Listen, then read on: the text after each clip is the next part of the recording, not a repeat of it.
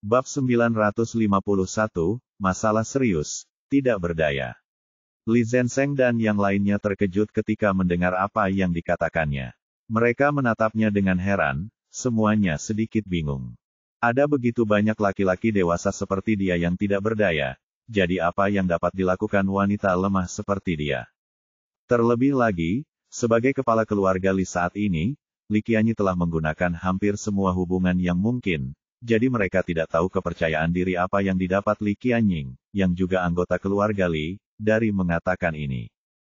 Qianying, apa yang bisa kamu lakukan? Li Qianyi bertanya pada adiknya dengan wajah cemberut dan sedikit bingung. Kakak, kamu tidak perlu khawatir tentang ini. Bagaimanapun, aku sudah memikirkan cara yang seharusnya bisa menyelamatkan Jiarong. Li Qianying tersenyum pada kakaknya. Wajah baik Yuan Jinsu muncul di benaknya. Dia tahu bahwa terakhir kali Yuan Jinsu dan Lin Yu dibawa pergi oleh kantor urusan militer. Kantor urusan militer melepaskan Lin Yu tanpa mengatakan sepatah kata pun setelah mengetahui identitas nenek Yuan, dan terus meminta maaf kepada Lin Yu. Jadi dia berpikir selama nenek Yuan datang membantu kali ini, Lin Yu pasti akan diselamatkan. Memikirkan hal itu, dia tidak berkata apa-apa lagi, berbalik dengan tidak sabar dan berjalan keluar pintu dengan sepatu hak tingginya.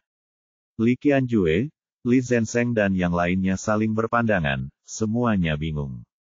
Setelah Li Qianying keluar, dia menelepon Yuan Jinsu.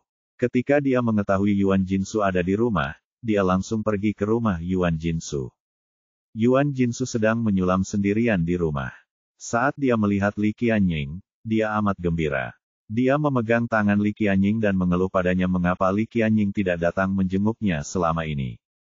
Nenek Yuan, aku di sini untuk meminta bantuanmu. Jiarong dalam masalah. Li Qianying tidak mau repot-repot bersikap sopan kepada Yuan Jinsu dan langsung memohon.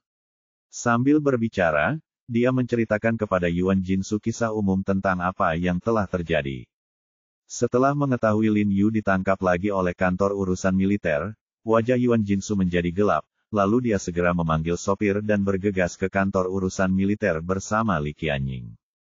Yuan He sedang duduk di kantornya, minum teh dengan santai dan mempelajari setumpuk dokumen dengan saksama di tangannya, ketika tiba-tiba terdengar ketukan di pintu. Datang. Yuan He mengerutkan kening dan berkata dengan tidak senang, mengetahui bahwa satu-satunya orang yang berani mengetuk pintunya seperti itu adalah bawahan kepercayaannya, Chu Fan. Benar saja, begitu pintu terbuka, Chu Fan bergegas masuk dengan tidak sabar, tampak sedikit panik. Apa yang sedang kamu lakukan? Kamu terburu-buru sekali. Yuan He berkata dengan suara yang dalam, apakah He Jiarong ingin menemuiku lagi? Aku sudah mengatakannya berkali-kali, tidak, aku tidak akan menemuimu. Tidak, Direktur Yuan, ini. Nyonya Tua Yuan ada di sini. Kata Chu Fan cemas dengan wajah pucat. Nyonya Tua Yuan. Yuan He mengerutkan kening, lalu wajahnya menjadi gelap dan dia berkata dengan marah, omong kosong, ibuku sudah meninggal bertahun-tahun yang lalu. Karena orang lain suka memanggil ibunya dengan sebutan, Nyonya Tua Yuan, saat menyebut nama ibunya, maka dia mengira bahwa Nyonya Tua Yuan yang dimaksud Chu Fan adalah ibunya. Itu bukan Nona Tua Yuan. Chu Fan berkata dengan tergesa-gesa, itu wanita Tua Yuan yang kutangkap terakhir kali. Apa yang sebenarnya kau bicarakan? Yuan He mengerutkan kening, sedikit bingung, tetapi begitu dia selesai berbicara, wajahnya langsung berubah, seolah-olah dia bereaksi, berdiri dan berkata dengan cemas, apakah wanita Tua Yuan yang kamu tangkap ketika kamu menangkap He Jiarong terakhir kali? Ya, itu dia. Chu Fan mengangguk cepat-cepat. Sial, kenapa dia ada di sini? Wajah Yuan He langsung pucat pasi, dan dia berkata dengan panik, oh tidak, ini pasti tentang masalah He Jiarong, apa yang harus kita lakukan? Yuan He berjalan maju mundur sambil berbicara, keringat dingin membasahi dahinya. Lalu dia buru-buru berkata kepada Chu Fan, baiklah, pergilah dan katakan padanya bahwa aku tidak di sini dan sedang dalam perjalanan bisnis beberapa hari ini. Aku tidak akan berada di kantor urusan militer. Bagaimana jika Nyonya Yuan tahu kita berbohong padanya, akankah? Chu Fan bertanya dengan hati-hati. Alasan mengapa dia tidak berani berbohong kepada Yuan Jinsu adalah karena dia takut akan konsekuensi serius. Bagaimanapun, identitas wanita tua ini luar biasa. Jangan risaukan banyak hal untuk saat ini, jalani saja selangkah demi selangkah. Yuan He berkata dengan suara yang dalam. Ya, aku akan segera pergi. Chu Fan menyeka keringat di kepalanya, mengangguk cepat, lalu berbalik dan berjalan keluar. Namun, tiba-tiba terdengar suara dari luar, "Hei, ada apa denganmu, Nona tua? Keluarlah segera. Apa kau tahu di mana ini?" "Dimanapun itu, disitulah orang-orang tinggal." "Di mana Yuan He? Minta dia untuk keluar menemuiku." Yuan Jinsu berkata dengan suara yang dalam. Li Qianying tidak mengatakan apa-apa, tetapi berdiri di samping dan memegang lengan Yuan Jinsu. "Berani sekali kau. Kau pikir kau bisa menyebut nama Direktur Yuan?" Beberapa pemimpin tingkat menengah Dewan Urusan Militer di koridor berteriak dengan marah pada Yuan Jinsu, "Cepat keluar, atau kami tidak akan sopan jika kamu tidak keluar." Sekelompok orang idiot. Yuan He mengumpat dengan marah dan bergegas keluar, takut kalau terjadi sesuatu pada Yuan Jinsu, dia pun akan tamat. "Apa yang kamu teriakkan?" Yuan He berteriak dengan marah setelah keluar, "Apakah kalian tahu siapa orang tua ini? Sekelompok orang buta, keluar dari sini."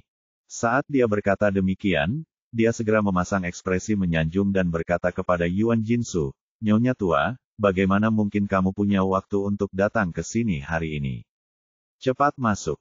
"Xiao Yuan, ku dengar kau menangkap Xiao He lagi." Yuan Jinsu menatap Yuan He sambil tersenyum dan berkata, "Bukankah aku sudah bilang padamu terakhir kali, jika kau menangkap Xiao He lagi, kau harus menangkapku juga. Kali ini kau tidak menangkapku, jadi aku datang ke sini untuk menyerahkan diri." Yuan He hampir menangis ketika mendengar ini. Dia membungkukkan tubuhnya, dan nadanya terdengar panik. "Oh, Nona tua, kalau begitu, lebih baik kau biarkan aku melompat langsung dari gedung ini. Beraninya aku tidak menghormatimu. Jika kau tidak menghormati Jiarong, berarti kau tidak menghormatiku." Yuan Jinsu mengerutkan kening, menepuk dadanya, dan berkata dengan dingin, "Tulang-tulangku yang sudah tua diselamatkan oleh Jiarong. Jika bukan karena Jiarong, aku pasti sudah lama mati. Katakan padaku, haruskah aku mengurus urusan Jiarong atau tidak?" Yuan He memasang ekspresi getir di wajahnya dan tidak tahu bagaimana menjawabnya sejenak, jadi dia harus membiarkan Yuan Jinsu masuk ke dalam rumah terlebih dahulu. Yuan Jinsu tidak ragu-ragu dan langsung berjalan ke kantor Direktur Yuan He dan duduk di kursi di belakang meja. Saat dia berada di dalam rumah, Yuan He diam-diam mengirim pesan teks dengan ponselnya, lalu mengikutinya ke dalam rumah, membuat secangkir teh yang enak untuk Yuan Jinsu, dan berkata dengan wajah sedih, "Nyonya tua, bukan berarti aku tidak ingin membantumu dan pemimpin lamamu kali ini, hanya saja masalah ini sangat penting sekarang, dan aku tidak bisa berbuat apa-apa." "Apa yang begitu penting?" Yuan Jinsu mendengus dingin, "Dalam perjalanan ke sini tadi, Qianying sudah menjelaskan seluk-beluk masalah ini kepadaku. Aku tahu bahwa orang yang dibunuh Jiarong adalah iblis yang telah membunuh banyak sekali nyawa. Jika orang seperti ini tidak boleh mati, siapa yang harus mati? Jiarong membunuh iblis seperti ini dan seharusnya menjadi pahlawan besar bangsa, tetapi kamu malah menangkapnya. Bagaimana kamu ingin orang-orang di seluruh negeri melihatmu? Nyonya tua, Anda tidak tahu banyak tentang hal-hal yang terlibat." Yuan He mendesah tak berdaya.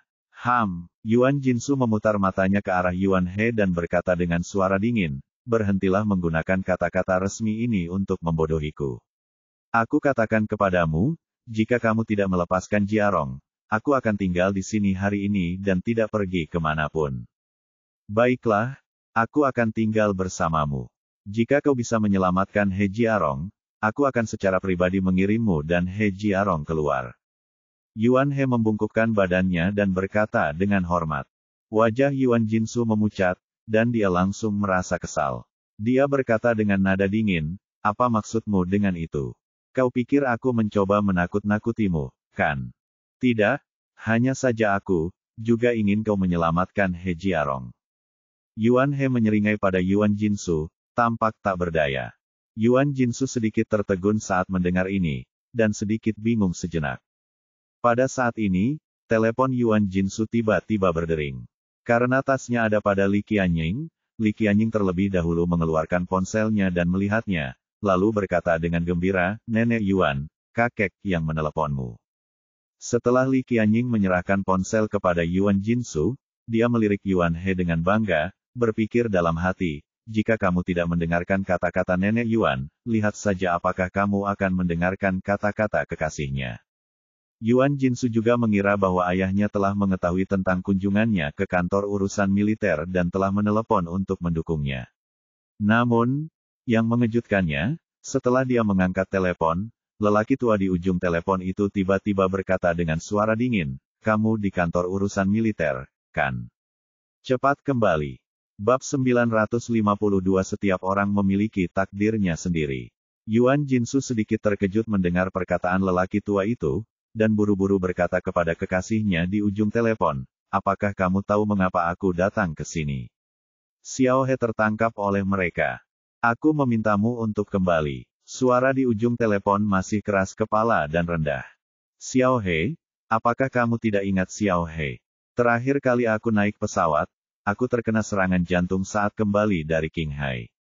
Jika bukan karena Xiao He, aku pasti sudah meninggal sejak lama."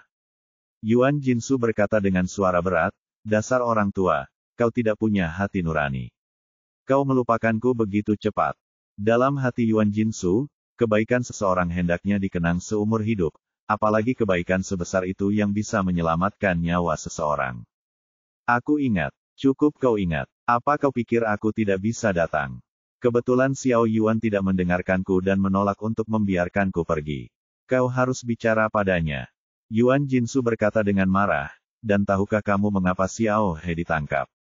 Hanya karena dia membunuh orang jahat. Sayangnya, segala sesuatunya tidak sesederhana yang Anda pikirkan." Suara di ujung telepon mendesah tak berdaya, lalu merendahkan suaranya dan membisikkan sesuatu kepada Yuan Jinsu. Mendengar perkataan lelaki tua itu, raut wajah Yuan Jinsu langsung berubah.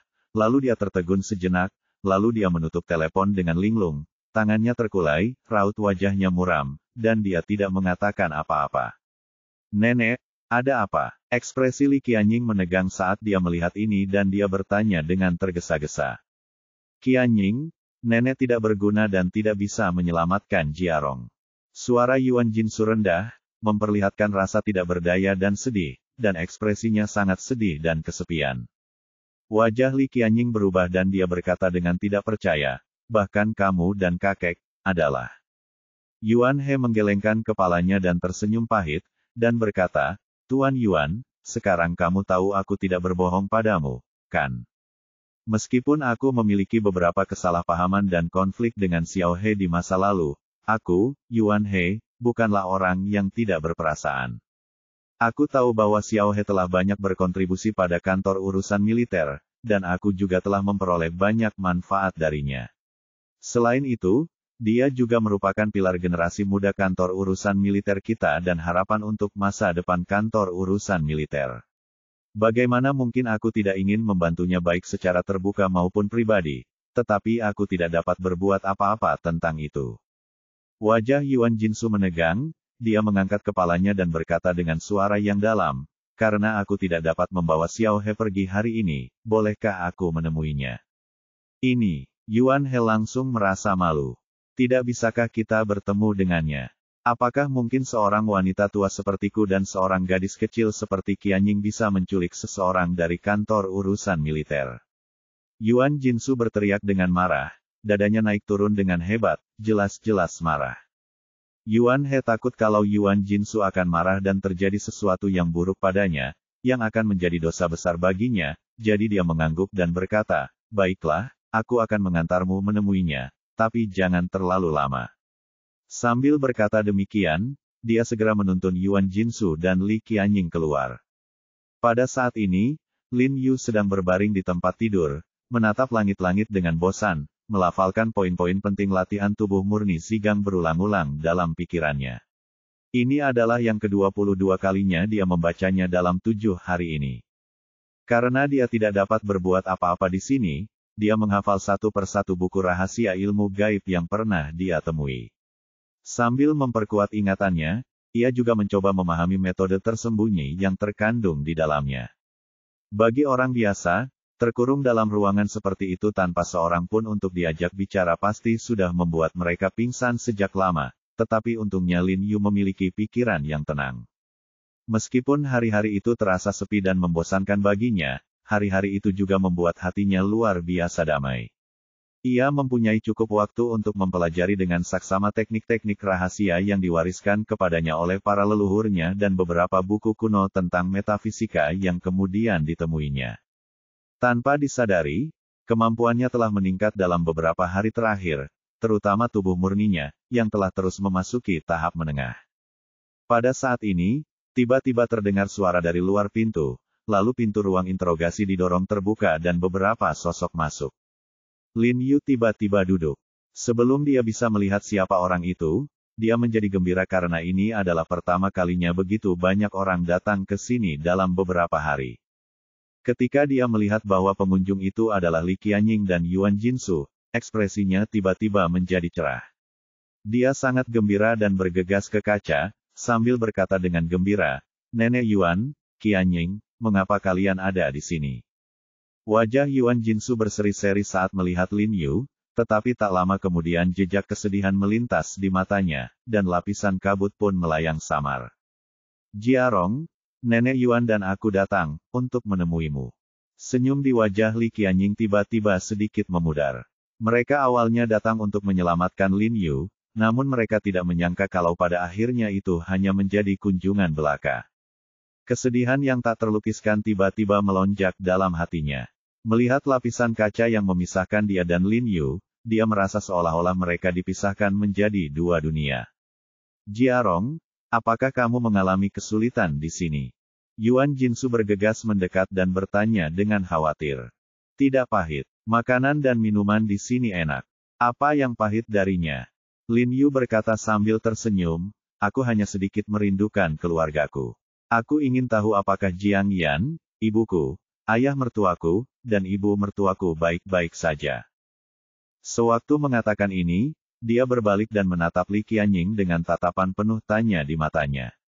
"Kakak Jiang Yan, paman dan bibi semuanya baik-baik saja?"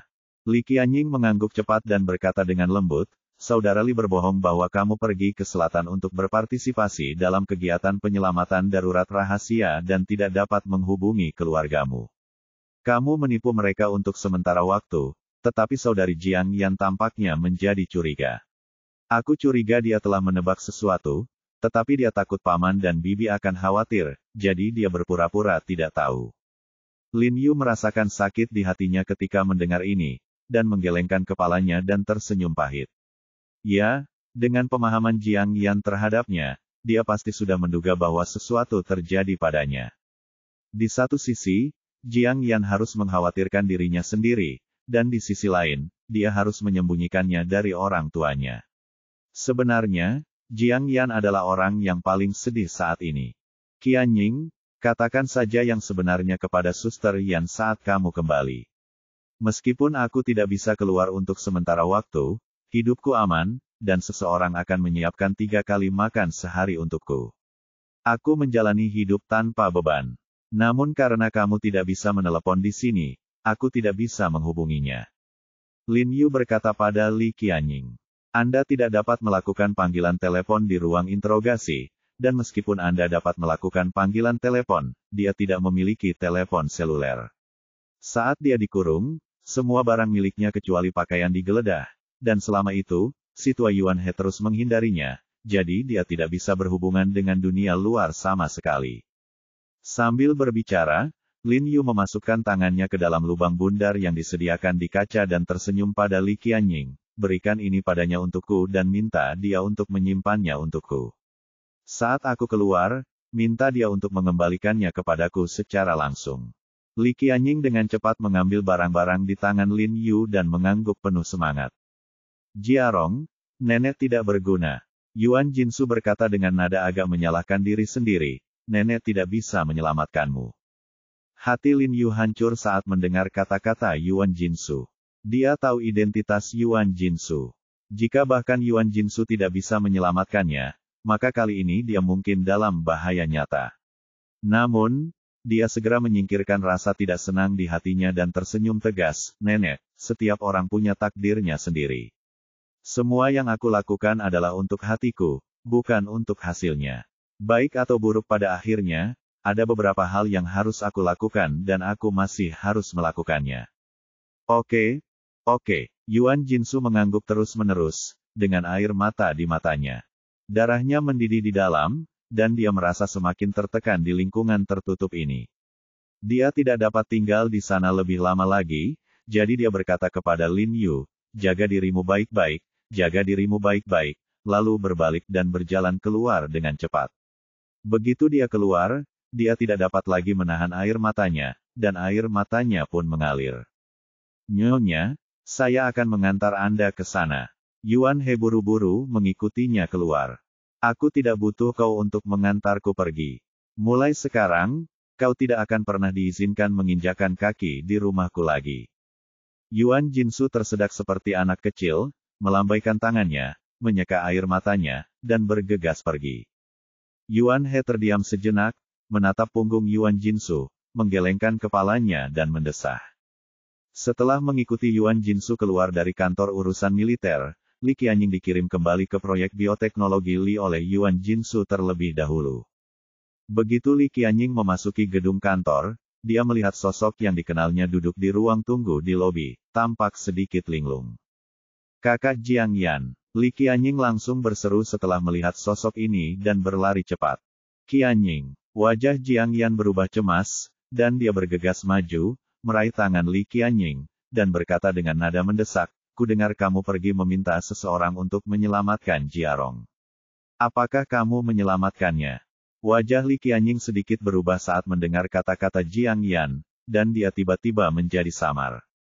"Jangan berbohong padaku, saudara Li sudah menceritakan semuanya padaku."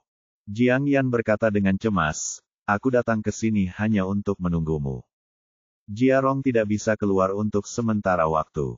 Raut wajah Li Qianying menjadi gelap, dia menundukkan kepalanya dan berkata dengan suara rendah, lalu menceritakan dengan jujur kepada Jiang Yan tentang kunjungannya ke Lin Yu. "Apakah kamu melihat Jiarong? Apakah Jiarong baik-baik saja?" Suara Jiang Yan dipenuhi air mata. Dia memegang tangan Li Qianying lagi, tampak sangat gugup. "Cukup bagus, tapi kamu tidak punya kebebasan untuk saat ini. Tapi dia bilang dia pasti akan keluar untuk bertemu denganmu lagi." Li Qianying berkata sambil mengeluarkan barang-barang yang diberikan Lin Yu, "Dia memintaku untuk memberikan ini padamu dan memintamu untuk menyimpannya. Saat kita bertemu, dia akan memintanya kembali."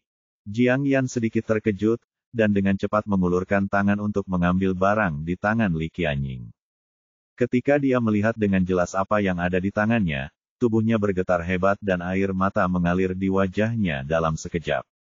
Kenangan itu bagaikan pedang berat, yang langsung menembus tahun-tahun yang berat dan membawa pikirannya kembali ke hari beberapa tahun lalu ketika Jiarong baru saja bangun dari kondisi vegetatif.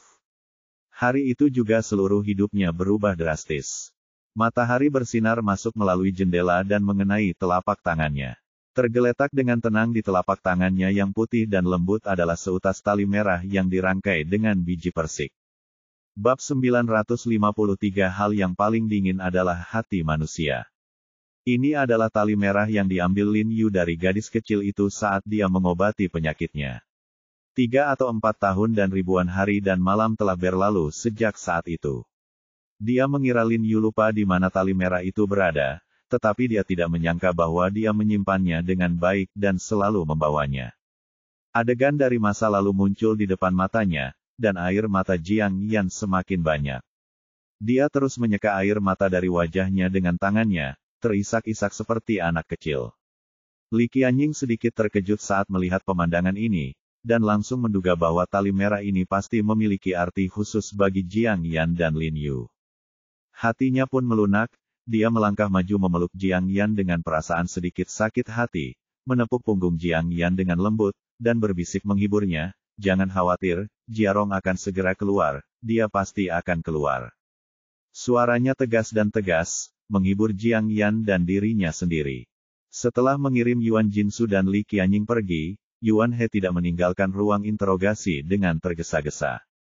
Sebaliknya, dia berkata kepada bawahan yang bertugas menjaga sisi, sudah hampir waktunya makan malam. Pergi dan minta dapur menyiapkan beberapa hidangan lezat.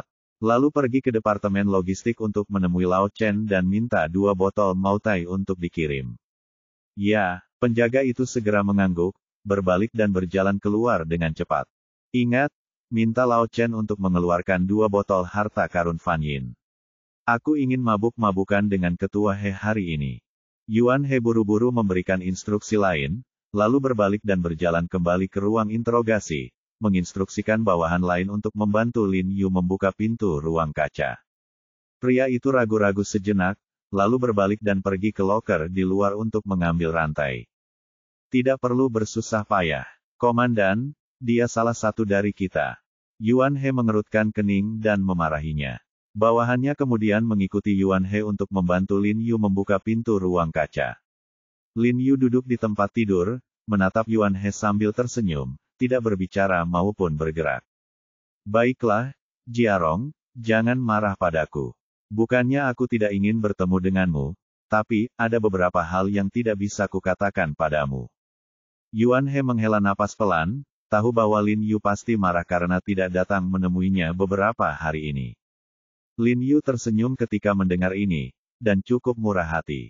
Dia berjalan keluar perlahan sambil meletakkan kedua tangannya di belakang punggungnya, dan berkata sambil tersenyum, Direktur Yuan, Anda baru saja membiarkan saya keluar seperti ini, apakah Anda tidak takut saya akan melakukan sesuatu yang buruk kepada Anda?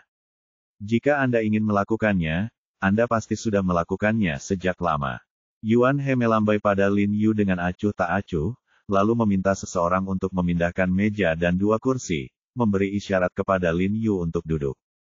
Jiarong, jujur saja padamu, Yuan tua datang ke sini kali ini hanya untuk menyelamatkanmu, tetapi kamu juga melihat bahwa bahkan dia tidak berdaya. Yuan He menggelengkan kepalanya pelan dan mendesah. Sepertinya orang di atas bukan orang biasa. Lin Yu tersenyum acuh tak acuh, tetapi merasakan tekanan besar dalam hatinya. Sebenarnya, kita tidak bisa menyalahkan para petinggi karena masalah ini melibatkan terlalu banyak kelompok kepentingan. Yuan He menggelengkan kepalanya dan mendesah, sudah lama aku katakan padamu bahwa Sekte Suanyi bukanlah sekte biasa.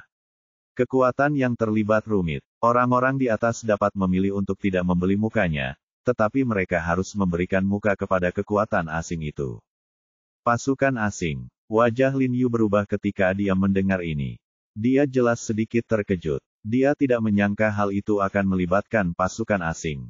Bagaimana menurutmu? Ekspresi Yuan He tiba-tiba menjadi waspada, dan dia berbisik kepada Lin Yu, pemimpin lama Sekte Suanyi, Rong Hesu, bukanlah orang biasa. Dia selalu berpandangan jauh ke depan dan telah menjalin hubungan yang stabil dengan beberapa partai politik, chaebol, dan organisasi asing. Bagi orang biasa, mungkin sangat sulit untuk membuka hubungan ini, tetapi bagi Sekte Suanyi, yang memiliki uang dan keterampilan medis, itu bukanlah tugas yang sulit. Lin Yu mengangguk dengan sungguh-sungguh ketika mendengar ini. Apa yang dikatakan Yuan He benar. Sekte Suanyi memang dapat dengan mudah membuka banyak hubungan dengan mengandalkan keunggulan sumber dayanya. Tetapi dia tidak pernah membayangkan bahwa Rong Hesu, si rubah tua ini, begitu licik dan telah menjalin hubungan kerja sama dengan beberapa chaebol dan kekuatan internasional sejak awal. Dia menghabiskan banyak uang untuk mempertahankan hubungan ini, hanya agar bisa menggunakannya suatu hari nanti. Sekarang putranya sudah meninggal, dia tentu tidak akan menyia-nyiakan usahanya untuk berurusan dengan Anda. Hubungan luar negeri ini langsung membantunya menekan kita di dalam negeri. Anda juga tahu bahwa situasi internasional selalu berubah dan kepentingannya rumit. Untuk menjaga stabilitas dan mempertimbangkan kepentingan keseluruhan, para petinggi harus melakukan ini. Yuan He menghela napas dan berkata, sebenarnya, kamu tidak seharusnya menyalahkan para petinggi. Suanyimen ingin kamu mati secara langsung, tetapi para petinggi telah berusaha melindungimu. Ekspresi Lin Yu menjadi semakin serius. Dia mengerutkan kening dan memikirkannya, lalu tersenyum, Direktur Yuan, jika memang begitu, aku harus berterima kasih padamu karena telah mengurungku di sini. Kau telah menyelamatkan hidupku. Yuan He menggelengkan kepalanya sambil tersenyum masam dan berkata, Aku hanya orang yang mengikuti perintah. Entah kau berterima kasih atau membenciku, kau tidak perlu menyalahkanku. Sementara mereka berbicara, orang-orang yang keluar untuk menyiapkan anggur dan makanan kembali dan meletakkan anggur, makanan, dan peralatan makan di atas meja. Ayo, ini stempel persegi Maotai langka dari tahun 1988. Di pasaran, stempel ini bisa dijual seharga 20.000 atau 30.000 yuan. Yuan He berkata sambil menuangkan segelas anggur untuk Lin Yu. Lin Yu mengambilnya dan meminum semuanya. Kamu. Yuan He menatapnya tanpa daya dan harus membantunya menuangkannya lagi. Mendengar apa yang kau katakan, apakah mungkin aku tidak akan pernah bisa keluar dalam hidup ini? Lin Yu bertanya pada Yuan He dengan ekspresi serius dan sedikit ragu. Yuan He berhenti sebentar saat menuangkan anggur, lalu menatap Lin Yu dan berkata, jika kamu tidak bisa keluar dalam hidup ini, apakah kamu akan menyesalinya? Ekspresi Lin Yu sedikit berubah, lalu dia menggelengkan kepalanya dengan tenang dan berkata dengan tegas, tidak ada penyesalan. Aku turut berduka cita atas kehilanganmu. Yuan He meraih gelas anggur di atas meja, meminum anggur di gelas tersebut, dan tampak sedikit tertekan. Lin Yu tidak dapat menahan rasa terkejutnya dan berkata sambil tersenyum, kau menyesali perbuatanmu padaku. Apa maksudmu? Tidak ada apa-apa. Yuan He melambaikan tangannya tanpa berkata apa-apa. Aku sudah seperti ini sekarang, apalagi yang bisa kau sembunyikan dariku? Lin Yu menggelengkan kepalanya dan tersenyum pahit. Aku takut kau akan sedih jika aku menceritakannya.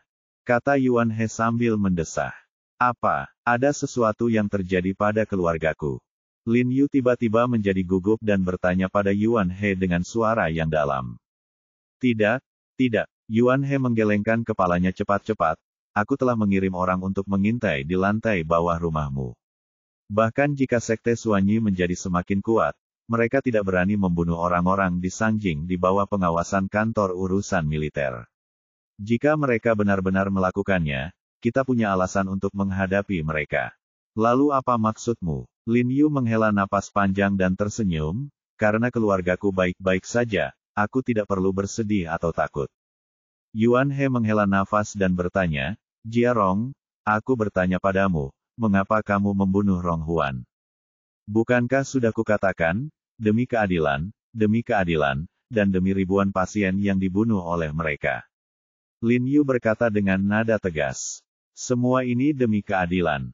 Yuan He menggelengkan kepalanya dan mendesah. Apa maksudmu? Lin Yu mengerutkan kening dan bertanya dengan bingung, apakah nyawa yang sudah mati itu tidak layak disebut? Yuan He menggelengkan kepalanya dan mendesah, lalu berkata, beberapa orang memang tidak layak diselamatkan. Bagaimanapun, hal terdingin di dunia ini adalah hati manusia.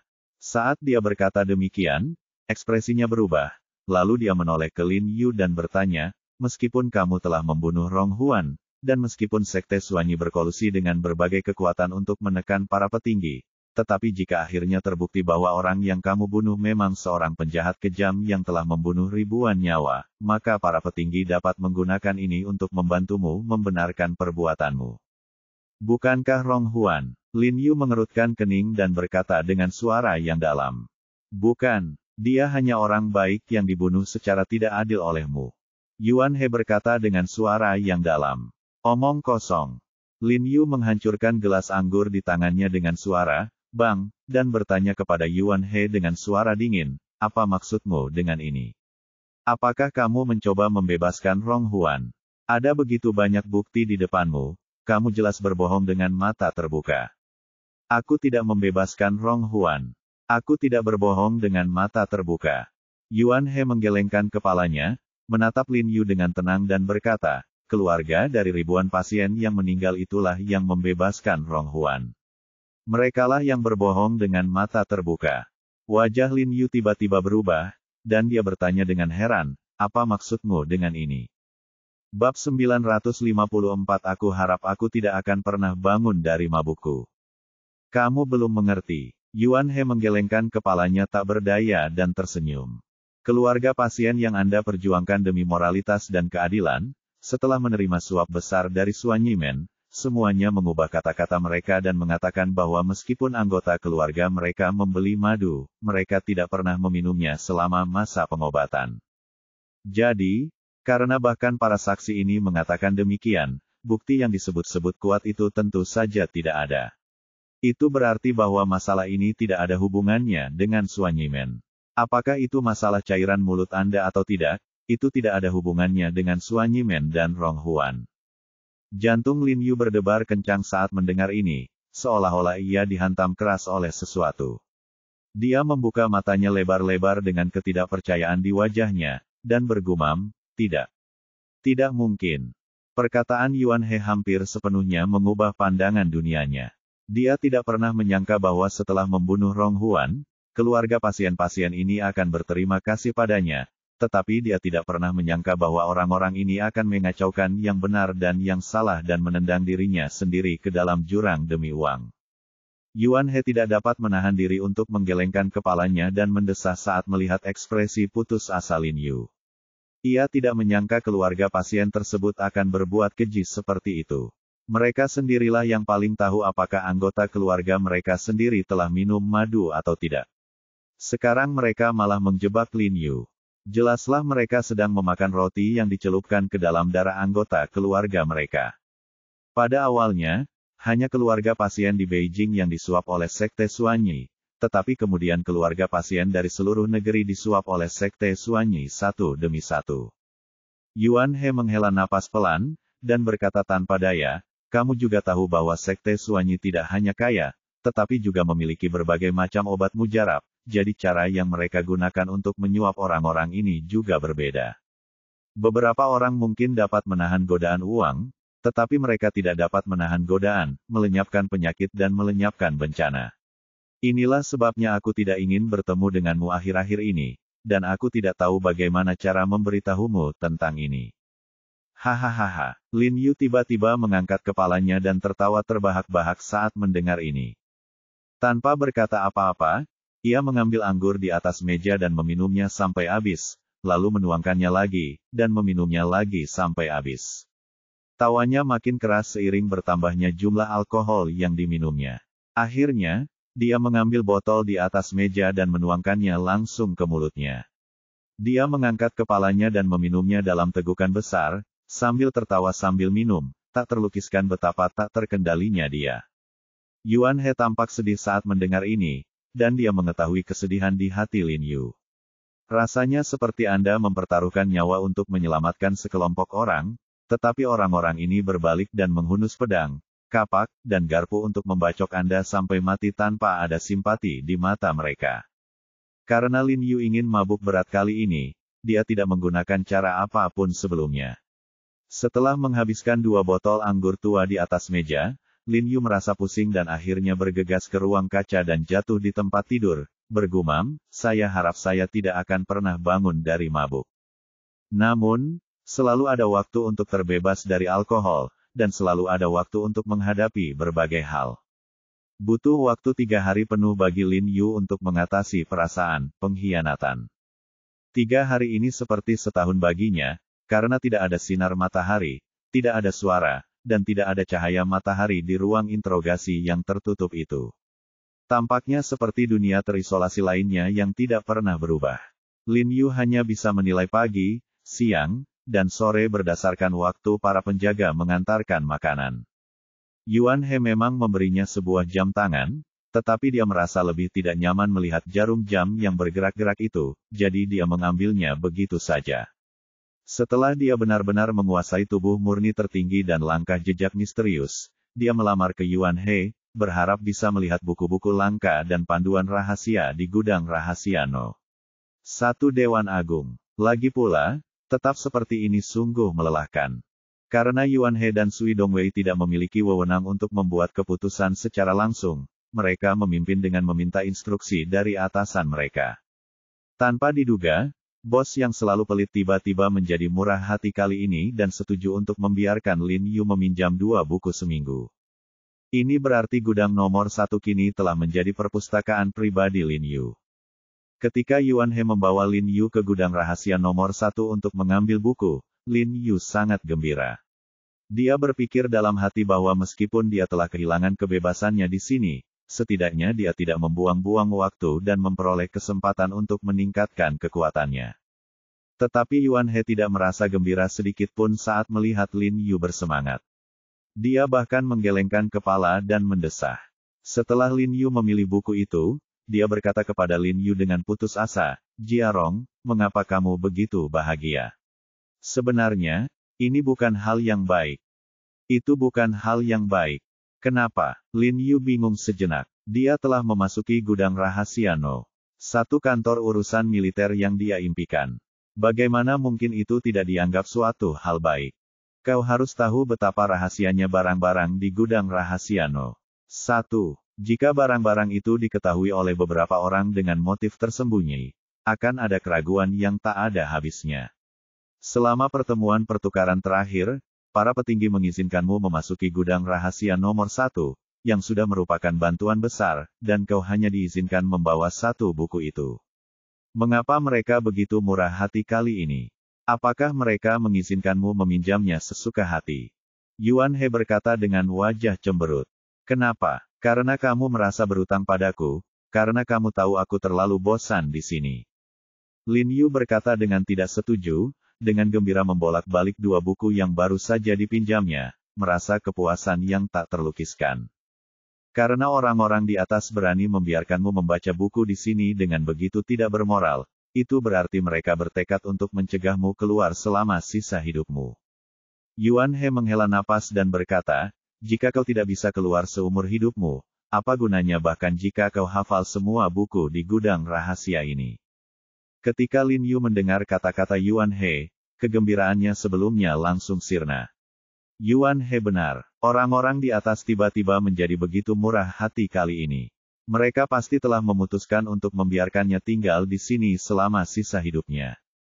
Maka percuma saja kalau aku banyak baca buku, dan tidak akan ada kesempatan bagiku untuk mengamalkan ilmuku. Tetapi, hanya karena aku tidak bisa keluar seumur hidupku, haruskah aku menyerah pada diriku sendiri? Ekspresi Lin Yu berubah serius, dan dia berkata kepada Yuan He, Direktur Yuan, hanya karena kita tidak sabar menunggu fajar, bukankah kita harus menyalakan lampu?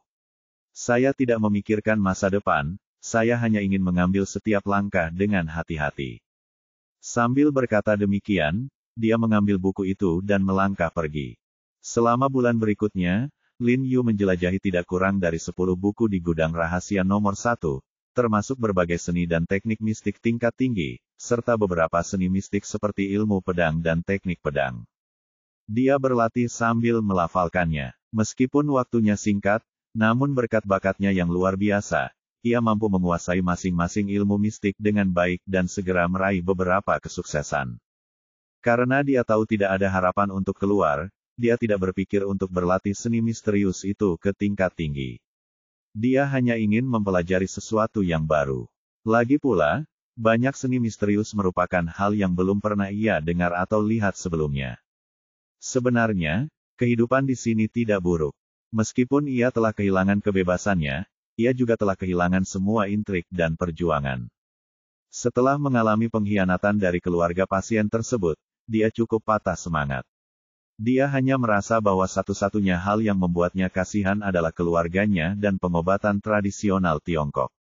Visi awalnya untuk membuat pengobatan tradisional Tiongkok lebih besar dan lebih kuat hancur total karena kematian Rong Huan. Namun hingga kini, dia masih belum menyesal.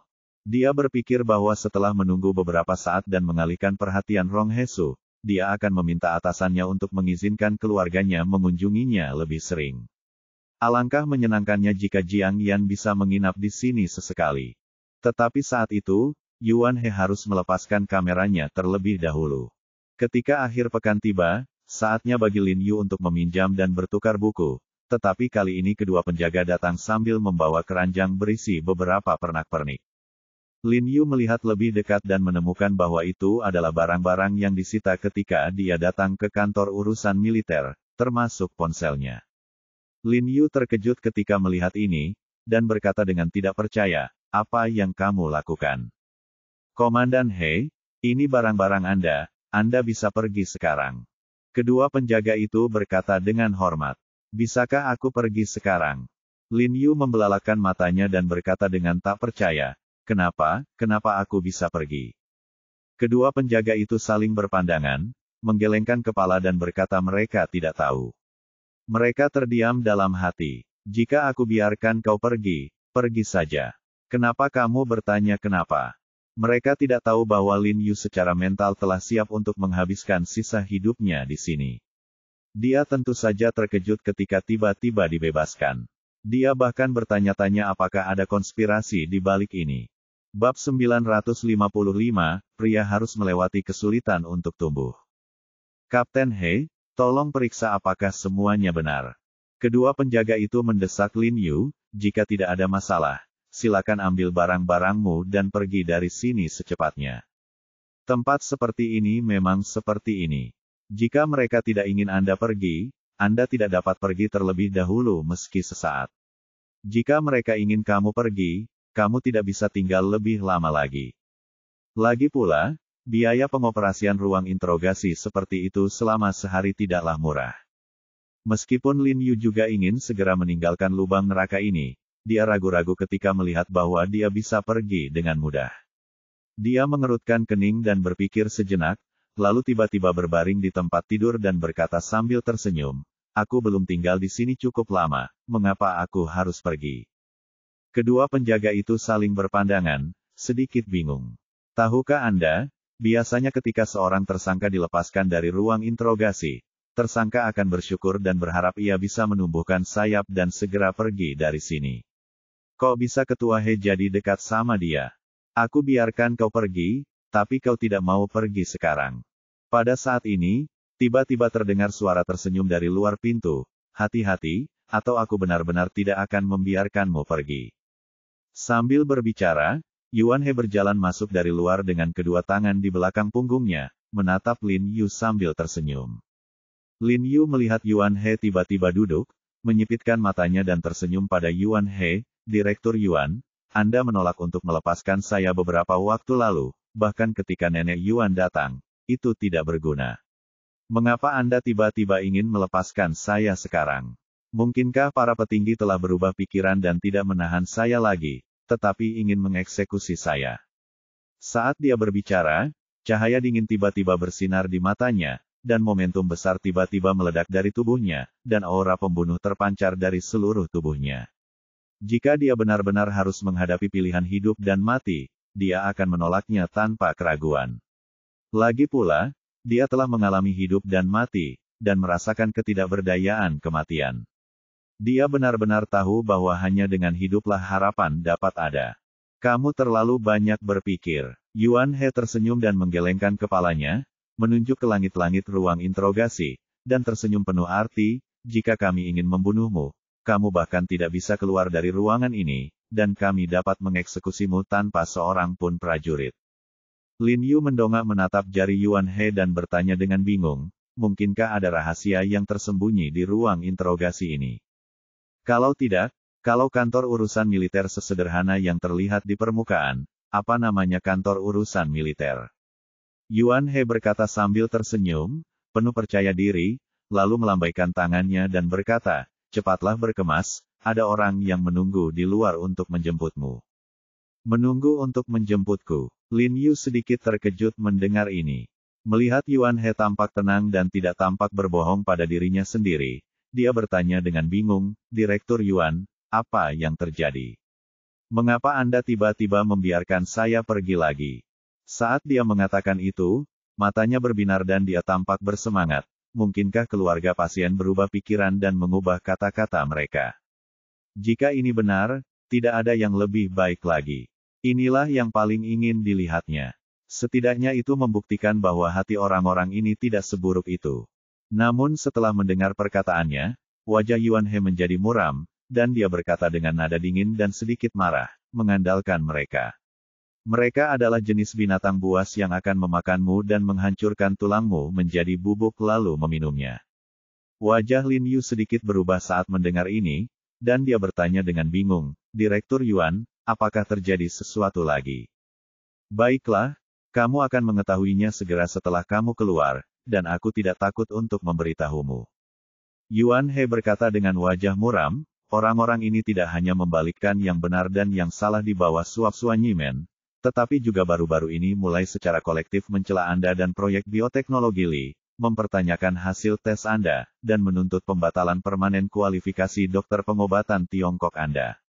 Pada saat yang sama, mereka dengan tegas menuntut agar proyek bioteknologi Li ditutup. Ratusan orang berkumpul di pintu proyek bioteknologi Li beberapa hari yang lalu. Ekspresi Lin Yu menjadi gelap saat mendengar ini, dan rasa kehilangan dan kesedihan yang besar tiba-tiba melintas di matanya. Lalu dia menggelengkan kepalanya dengan sedih dan berkata, sepertinya aku menganggap orang-orang terlalu baik. Jadi, Jiarong, beberapa orang tidak sepadan dengan usahamu. Yuan He menepuk bahu Lin Yu dengan lembut dan mendesah, setelah puluhan tahun mengalami pasang surut dalam karirku, aku tahu bahwa aku bukan orang baik, tetapi dibandingkan dengan orang-orang ini, aku masih sedikit lebih buruk. Lin Yu mengepalkan tangannya erat-erat, merasakan sakit yang tak terlukiskan di hatinya, tetapi dia segera menahan emosinya, berpura-pura santai, dan bercanda kepada Yuan He, kalian berdua sama saja. Dasar bocah. Yuan He tersenyum dan mendorong Lin Yu dengan tangannya, lalu mendesak, cepat berkemas dan pergi, jangan membuat orang menunggu. Lin Yu dengan cepat menghitung barang-barangnya, namun tidak ada yang perlu dibawa, terutama sebuah ponsel yang baterainya habis. Baiklah, taruh buku itu. Apa yang kau taruh di tanganmu? Kau pikir aku tidak bisa melihatnya? Yuan He melihat Lin Yu diam-diam memasukkan buku rahasia seni mistik yang dipinjamnya minggu ini ke dalam pelukannya, dan dia tidak bisa menahan tawa karena marah. Setelah berkemas, Lin Yu berjalan keluar bersama Yuan He dan bertanya dengan rasa ingin tahu, Direktur Yuan, siapa yang akan menjemputku? Kamu akan tahu saat kamu keluar. Yuan He sengaja merahasiakannya. Kalau begitu, orang yang menjemputku adalah orang yang menyelamatkanku. Itu tidak mungkin. Lin Yu bertanya sambil mengerutkan kening. Lagi pula, bahkan orang-orang seperti Nenek Yuan dan suaminya tidak dapat menyelamatkannya dari sini, jadi siapa lagi yang bisa melakukannya? Jiarong, aku benar-benar tidak tahu tentang ini.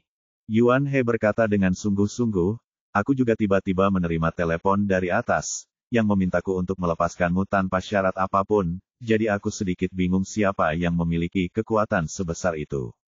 Tapi kurasa itu mungkin ada hubungannya dengan orang yang datang menjemputmu.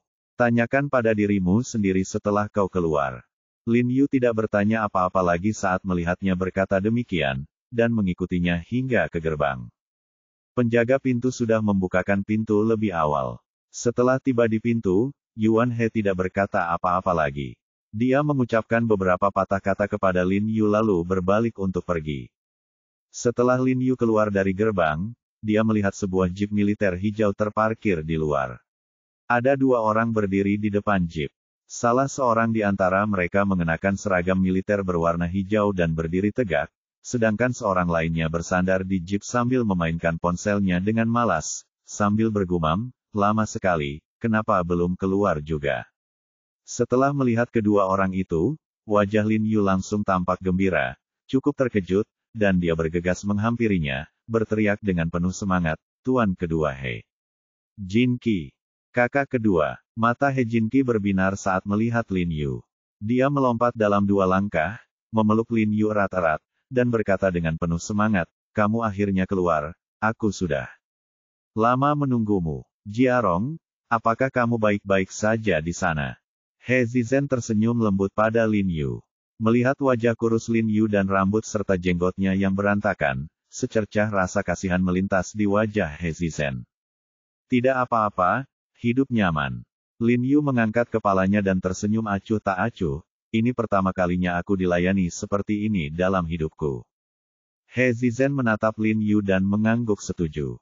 Dia tahu bahwa semakin tidak pedulinya Lin Yu, semakin terbukti bahwa hidup Lin Yu tidak mudah di sana. Dia telah berada di lingkungan ini dan tahu bahwa kesepian dan keputusasaan tanpa akhir jauh lebih mematikan daripada senjata apapun. Itulah sebabnya tersangka di kantor urusan militer menjadi gila setelah dikurung selama beberapa bulan. Sebagai seorang pria, Anda harus melalui beberapa kesulitan untuk tumbuh. He Zizhen menepuk bahu Lin Yu dengan ekspresi tegas, lalu meminta Lin Yu untuk masuk ke dalam mobil. Kakak kedua, kali ini kamu benar-benar dirugikan. Kamu jelas-jelas membunuh sampah, tapi kamu tidak hanya tertangkap, kamu juga dirugikan. He Jinqi sudah tahu segalanya tentang Lin Yu, dan tidak bisa menahan diri untuk tidak mengutuk. Bajingan-bajingan yang menuduhmu secara salah itu benar-benar memiliki hati nurani yang buruk. Jika aku melihat mereka, aku akan membunuh mereka satu persatu. Jinqi, omong kosong apa yang kamu bicarakan? Hei, Zizen, yang sedang mengemudi, memarahi He Jinqi dengan suara yang dalam. He Jinqi lalu mengecilkan lehernya dan tidak mengatakan apapun. Tuan He, mengapa Anda kembali? Lin Yu bertanya pada He Zizen sambil tersenyum, mungkinkah kamu yang menyelamatkanku kali ini? Bagaimana aku bisa memiliki kemampuan seperti itu? He Zizen tersenyum. Lin Yu mengerutkan kening dan tidak dapat menahan diri untuk berkata dengan curiga, itu. Wajah He Jinqi menjadi cerah, dan dia buru-buru berkata kepada Lin Yu, kakak kedua, izinkan aku memberitahumu, kamu bisa keluar kali ini, terima kasih kepada. Baiklah, Jinqi, kamu sudah cukup bicara hari ini, jangan banyak bicara. Sebelum He Jinqi selesai berbicara, He Zizen tiba-tiba memotongnya.